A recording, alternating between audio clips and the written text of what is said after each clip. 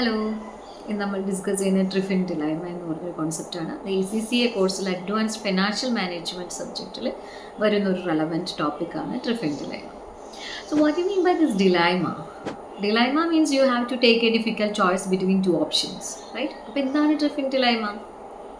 Just imagine a currency which is used by almost every country in the world. അപ്പോൾ അത്തരം കറൻസിക്ക് വളരെ powerful position ആയിരിക്കില്ലേ? It sounds powerful, right? അപ്പോൾ അത്തരത്തിലൊരു പവർഫുൾ ആ ഒരു പൊസിഷനോടൊപ്പം തന്നെ ആ ഒരു കറൻസിക്ക് ഒരു ബിഗ് ഇഷ്യൂ കൂടി ഫേസ് ചെയ്യേണ്ടി വരും.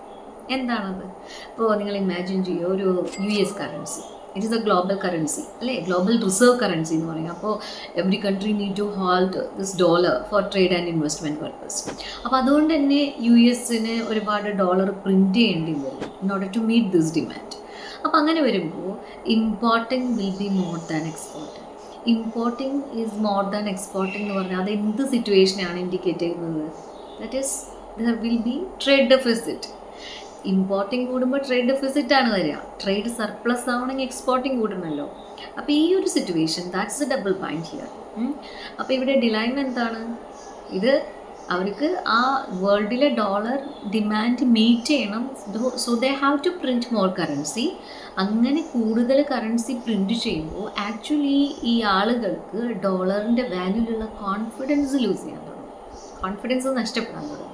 അപ്പോൾ അതാണ് ഒരു ഡിലൈമ എന്ന് പറയുന്നത്. ഇനി അങ്ങനെ അവർ ചെയ്തില്ലെങ്കിലോ, പ്രിൻറ്റ് ചെയ്തില്ലെങ്കിലോ, അപ്പോൾ വേൾഡിന് യൂസ് ചെയ്യാനായിട്ട് ഇനഫ് ഡോളേഴ്സ് ഉണ്ടാവില്ല.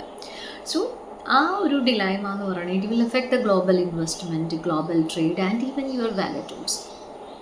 അതിനെക്കുറിച്ച് മനസ്സിലാക്കുക എന്നുള്ളൊരു കോൺസെപ്റ്റാണ് നമ്മൾ ട്രിഫിൻ ഡിലൈമ കൊണ്ട് ഉദ്ദേശിക്കുന്നത്. So this understanding of this Triffin dilemma will help you to grasp the complexities of global economics.